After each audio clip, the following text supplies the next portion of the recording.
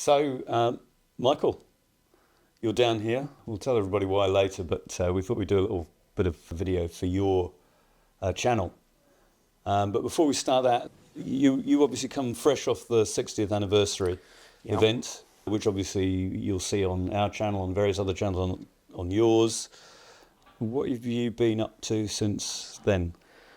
Still trying to sort out all the stuff from the event, really, John. I've been overwhelmed, really, by the kind of outpouring of support and joy that everybody had for that weekend. I mean, you were there, you know what it was like. Yeah, it was fantastic. And so following up on sort of emails of people where they've had requests to try and, get hold of the photo. Yeah, so that's just, that kind of thing. that's the photograph. I mean, we've got the big version going up on our wall shortly. And there's some great video footage as well, which you should check out if you haven't seen it. It was a really cool event with 174 cars, more than have ever been lined up.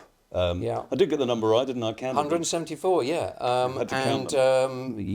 World record. We know it's a world record. We can't call it an official world record, but there's never been that many cars altogether before. And as you know, we were meant to recreate that 1970 shot where there were 100. So we almost doubled it. With 174, but it was absolutely amazing, and people came from all over Europe. They've had such a fantastic time, and since then I've been to Salon Privé and then Hampton Court Concours as well, and then probably the reason why I'm here is what happened after Hampton Court Concours. We'll get on to that.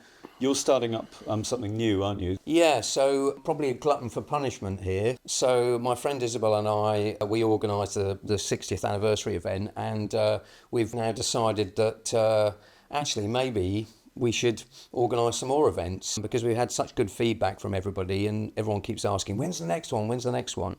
So we think that's what we'll do. So we've, as you know, I'm the man with the golden roller on kind of social, and we were kind of trying to think of a name for the new business, and we thought, well, okay, why not just call it the man with the golden roller? James Bond-esque. Well, exactly. Yeah.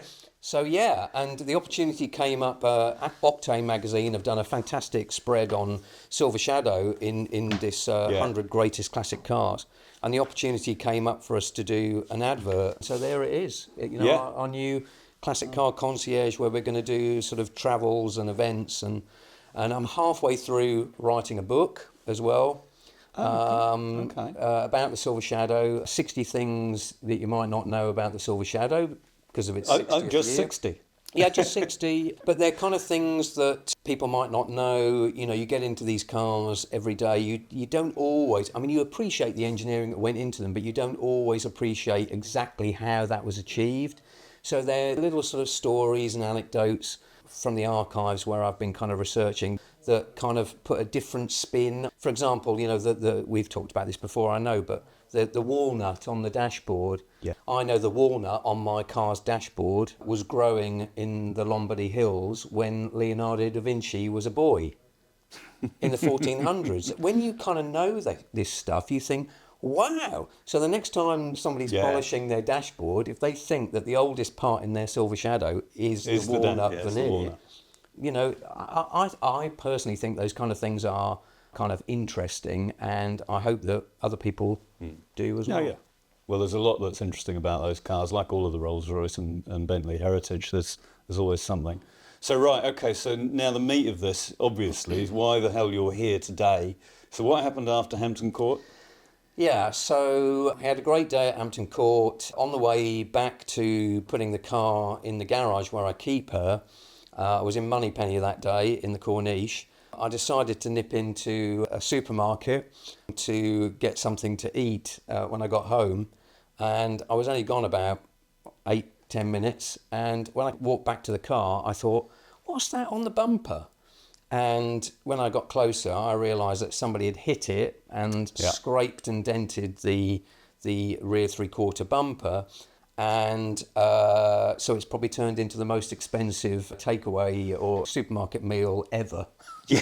Yeah, that's quite a lot. So anyway, we've got one of yours nicely wrapped up over there. I won't disturb that one. But so this is what you're getting. This is the other side, but it's one I prepared earlier. Yep. Had it out, and I thought you'd be interested in what goes on with these. Sure. Because these are not the cheapest bumper you'll ever buy.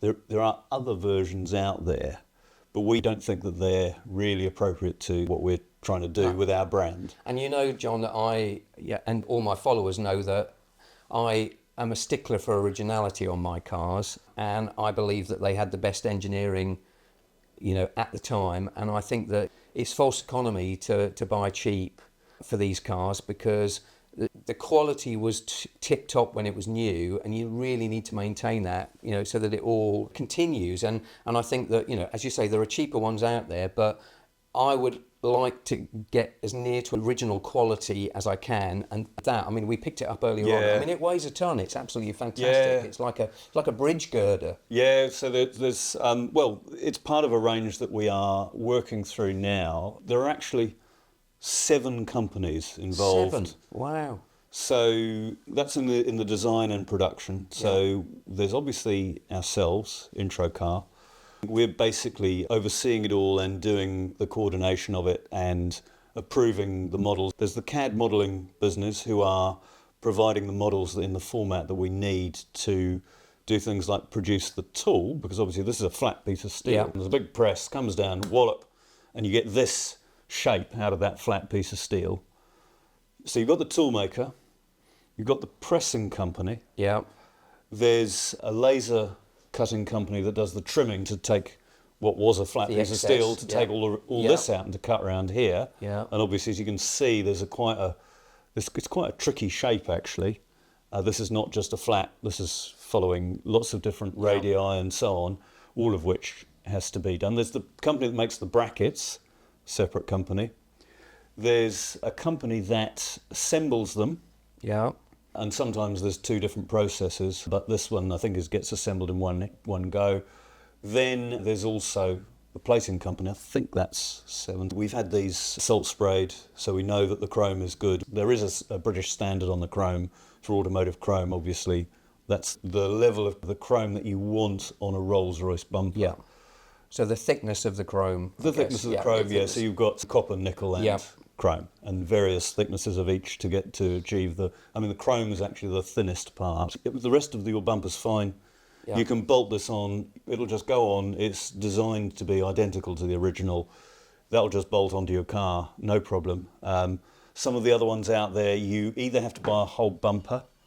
I think that's because you can't mix and match. So actually, that's not as cheap as you'd think. If you did try and fit it, I've heard people taking a day to get it to fit. This is, it'd probably take me 2 hours, but someone who knew what they were doing, it'd probably take them about 20 minutes. And of course, it will get the car looking, like new again, which is what I want to do as fast as possible. Yes.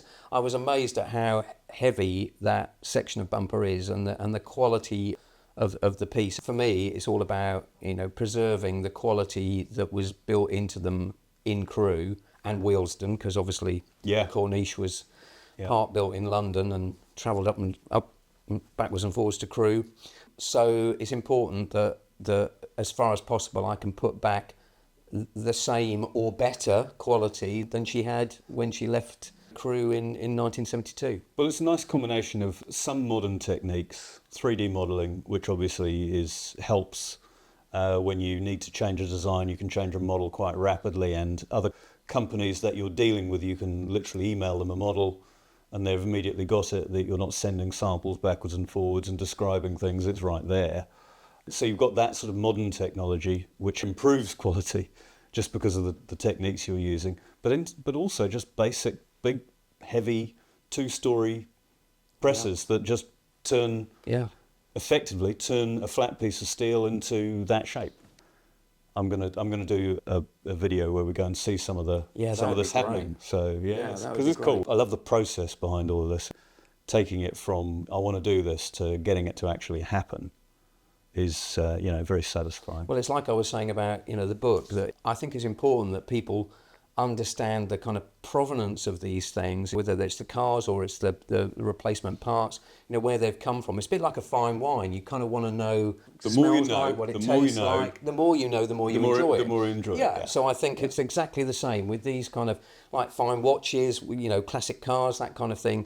If you know that the care and attention that's gone into producing that bumper section, then you love it even more. And the fact that it will fit the car without any problem because it's been engineered to the same exacting standards, if not better than original, then that's amazing. Well, I look forward to your review and obviously a signed copy of your book. Yes, of course, yes. Maybe Right. even a dedication, who knows? Yeah.